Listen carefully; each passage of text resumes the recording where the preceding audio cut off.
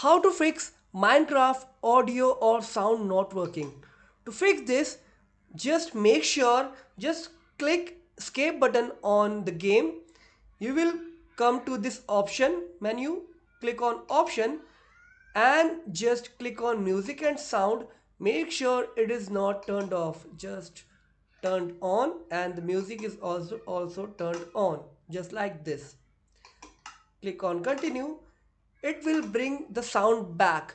If this doesn't work, just follow the second method. Just click your window button and R button at the same time to open run, or just right click on window button.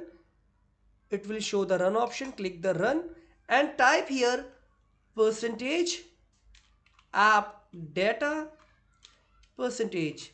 Click OK. Just go to the Minecraft, click on version.